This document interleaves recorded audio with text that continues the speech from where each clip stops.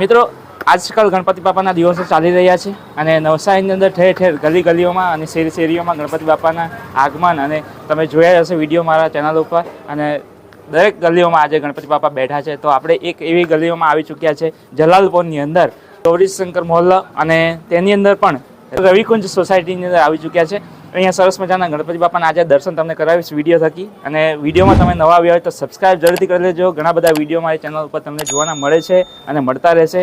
તો આજે અહીંયા જોશું આરતી થવા જઈ રહી છે ટૂંક સમયમાં અને એ આરતીનો પણ આપણે લાવો લેશું અને અહીંયાના જે લોકો છે મંડળના જે લોકો છે બાળકો છે છોકરાઓ છે એ લોકોને આપણે મળવાની કોશિશ કરશું, વડીલો સાથે વાત કરવાની કોશિશ કરશું અને જાણીશું અહીંયાનું હિસ્ટ્રી અને ગણપતિ બાપાનું શું છે, એ લોકો કઈ રીતે કરે છે.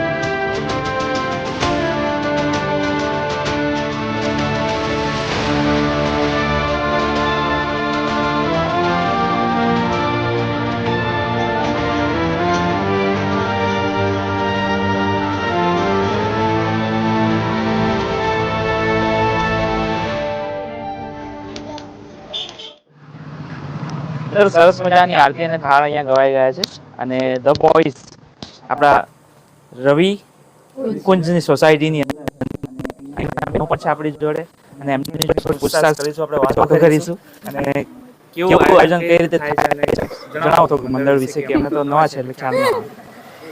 અમારું મંડળ એક વર્ષ આ બીજું વર્ષ છે. અમારા છોકરાઓ સારું કરે છે અને અમે બધા એમને સાથ સહકાર આપીએ છીએ. આરતી ટાઈમે આવે છે, સવારે આવી જાય છે, ભગવાનની પ્રાર્થના કરીએ છીએ. ખૂબ સરસ. અને અહીંયા જે આરતી થાય, પૂજા થાય, બાળકોને એમાંથી આપણી નવી જે પેઢી છે એને શું શીખવા મળશે? શું શીખવા મળશે? માસી તમને તો અનુભવ છે, બોલો શું શીખવા જેવું છે અહીંયા બાળકો માટે? શું શીખવા જેવું છે? છોકરાઓ બધું અત્યારે કરે ને બાળકો શીખી લેશે. શીખીને પછી તમે કહો શું શીખવા જેવું? જનરેશન આવે એમની પેઢી જે રીતે ચલાવે એ રીતે સાચું હોય. છોડી દેવાનું. પણ આપણે જે સંસ્કાર આપીએ એ લોકો બાળકો લેશે અને જે જોશે એ જે લેવા વાળા જે લેશે. લેવા વાળા લેશે. બરાબર ને? જો આવનાર પેઢી આપણે જાળવી રાખીએ એ જ બહુ મહત્વની વાત છે. અને આ રીતે ગણપતિ બાપાનું આયોજન દર વર્ષે તમારું થતું રહે. અને 2 જ વર્ષ હજુ થયા છે, પણ આગળ હજુ આપણે ચલાવવાનું છે. બરાબર ને? દીકરા, નામ શું તારું? નામ શું? આરો. ગણપતિ બાપા બોલાવો છો મોટેથી એકવાર. બોલાની આ બધા સાંભળે. ગણપતિ બાપા. શું કરવા આવ્યો અહીંયા? શું કરવા આવ્યો? અહીંયા શું કરવા આવ્યો? આમ જો ને, આ જો ને વિડીયો બને. શું કરવા આવ્યો અહીંયા? હે? આરતી કરી? ગણપતિ બાપા આરતી કરી? હા? આરતી કરી કે નહીં કરી? આ છે નાના બાળકો અને આપણું ભવિષ્ય. અને અત્યારથી જો આવી સંસ્કાર મળે અને ગણપતિ બાપાના દર્શન થાય તો એ લોકો પણ કંઈક ને કંઈક શીખે. અને તમારું સંગઠન, યુવાનોનું સંગઠન જોઈને શીખતા રહેશે. અને ત્યાર પછીના બાળકો છે, નવી જનરેશન, અને મોબાઈલ સિવાય એ લોકોને કંઈ દેખાતું ન હોય. બરાબર? તો મોબાઈલમાં કઈ ગેમ રમ્યા? ફ્રી ફાયર હા? હા? શું? ફ્રી ફાયર હા? ફ્રી ફાયર ગણપતિ બાપાની એવી કોઈ ગેમ આવે કે નહીં? શું શીખ્યા આજે અહીંયા ગણપતિ બાપા પાસે આવીને? શું શીખવાનું મળ્યું? સ્કૂલમાં જાવ તો કંઈ શીખી આવે ને? અહીંયાથી શું શીખવાનું મળ્યું? બોલી કઈ નહીં. આ જો બસ છે. શું નામ? શું નામ? મારું નામ હિરેન છે. હિરેનભાઈ, શું શીખ્યા અહીંયાથી આજે ગણપતિ બાપા પાસેથી? અમે ગણપતિ બાપા પાસેથી બોલી ગયો? આરતી રોજ કરવા આવું છું, ત્યાં પર જાઉં છું બધાને. પછી બસ એટલું. આજે આપણા છોકરા, મોટા છોકરાઓ જે કરે, ભાઈઓ કરે, એ બધું જોયું ને અહીંયા બધું ડેકોરેશન કરેલું છે. શું તમે પણ મોટા થઈને કરશો કે કંઈ? હા કરશું. શું કરશો? ડેકોરેશન? ગણપતિ બાપા બેસાડશો ને? હા. ગુડ. શું કે આવે છે? શું નામ? આનંદ. આનંદ શું શીખ્યો અહીંયાથી? ગણપતિ બાપા અહીંયા આખો દિવસ રહે કે પછી શું શીખ્યા અહીંયાથી? ગણપતિ બાપા શું શીખ્યું અહીંયા મંડપમાં આવે તો શું શીખવાનું? કઈ નહીં. સ્કૂલમાં તો શીખતા જ ને? ભણે ને? કેટલામાં ભણે? ઓકે, ભણતો રહે. બરાબર. શું નામ દીકરા તારું? આદિત્ય. આદિત્ય. આદિત્ય તો કંઈ ને કંઈ શીખે છે, કેમ કે ટી શર્ટ પર પહેરી છે તો બોય છે, હે ને? શું શીખ્યા આજે? બધું કરતા શીખવાનું. શું? કરતા કરતા અમારે મોટા થઈને પછી કરવાનું બધું બધું શીખવું કરશો ને આ પડે. બધું, હે ને? મમ્મી લોકોને જઈને કહેજો ઘરે જઈને કે અમે આજે વિડીયો બનાવ્યો એમાં શીખ્યા કંઈ, હે ને? અમે પણ આગળ લાવશું અને ગણપતિ બાપા બેસાડશું, હે ને? ચાલો, ખૂબ સરસ. હવે તો પૂછે ગણપતિ બાપા શું કામ બેસાડો તમે? તમે ભાઈ?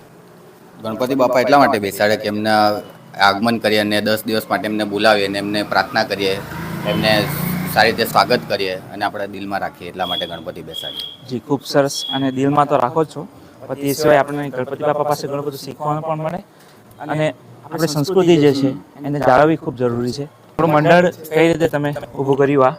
એટલે ગયા વર્ષે અમે વિચાર્યું હતું કે ગયા વર્ષે વિચાર્યું હતું જ્યારે બધા ગણપતિ બધી જગ્યા પર હતા ત્યારે સોસાયટીના છોકરા લોકો બીજી ગણપતિમાં જોવા જતા, ત્યારે અમે વિચાર્યું કે આપણી સોસાયટીમાં કેમ નહીં થાય. કેમ નહીં? ત્યાર પછી અમે એવી રીતે વિચાર્યું કે પછી માસિક રીતે બધા છોકરા લોકો ભેગા થઈને જરાક અમુક અમાઉન્ટ કાઢીએ અને ભેગું કરીએ, એટલે 12 મહિને એ અમાઉન્ટ ઘણું મોટું થઈ જાય. એવી રીતે 17 જેટલા છોકરાઓ લોકો જોડાયા, એ અમાઉન્ટ ભેગું કરીને પછી અમે આ રીતે આની શરૂઆત કરી. આ બીજું વર્ષ છે. ખૂબ સરસ આયોજન અને ખૂબ સરસ. અહીંયા ડેકોરેશનની આઈડિયા કોણ લાવ્યું અને કઈ રીતે? કોઈને? સાહેલભાઈ નથી? સાહેલભાઈ વિશે થોડુંક જણાવીશ. જી આ વખતે અમે ડેકોરેશન નેચર થીમ પર રાખ્યું છે કે ટોટલી અમે આ વખતે ફર્સ્ટ ટાઈમ પ્રોપર મૂર્તિ માટીની લાવ્યા છે. ફર્સ્ટ ઓફ ઓલ ને જે પણ ડેકોરેશન છે તે નેચરને લગતું, જંગલને લગતું, કે વૃક્ષો માટે થોડુંક આપણે વૃક્ષો લગાવીએ કે એનું મહત્વ જણાવવા માટે અમે ટોટલ આ મંડપ અમે એ રીતે બનાવ્યો છે. એમ નેચર થીમ પર બનાવ્યો છે. લોકો આજે કંઈ ઇગ્નોર કરે છે, પણ નેચર એક ખૂબ જરૂરી વસ્તુ છે. તો એ તમે કર્યું અને ખૂબ સરસ લાગ્યું. અને આવતા વર્ષે પણ તમે કંઈક કરીને નવું કરશો કે કેમ? 100% કંઈક યુનિક લાવશો આવતા વર્ષે અમે. અને આ જે આપણું ગ્રુપ છે એ લોકોનું સંગઠન, તમારું આ સંગઠન કાયમ આવું રહેશે કે કેમ? હા, 100%. અમને જેમને પણ સપોર્ટ પૂરેપૂરો આવ્યો છે અમારી સોસાયટીનો, ફ્રેન્ડ સર્કલનો કે અમે જે વિસ્તારમાં રહીએ છીએ તે બધાનો અમે એકવાર એમને થેન્ક યુ કહીશું જેમને પણ અમને સપોર્ટ કર્યો છે બધાને. Thank you. ગુડ.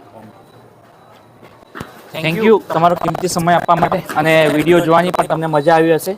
અને જેટલા પણ વિડીયોની અંદર નવા આવ્યા હોય તો સબસ્ક્રાઈબ જરૂરથી કરતા જજો. અને ઘણી બધી આવી જગ્યાએ ગણપતિ બાપાના મંડપ હોય છે, ગણપતિ બાપા બેસાડેલા હોય છે, તો જ્યાં પણ જાઓ ત્યાં બાળકોને લઈને જાઓ કે કોઈ પણને લઈને જાઓ, તમે ત્યાંથી કંઈક ને કંઈક શીખવતા જજો બાળકોને. આપણી સંસ્કૃતિ જળવાઈ રહે એવું કરજો. મિત્રો મળીએ ફરી પાછા કોઈક એવા સારા વિડીયોની અંદર. ગણપતિ બાપા મોરયા.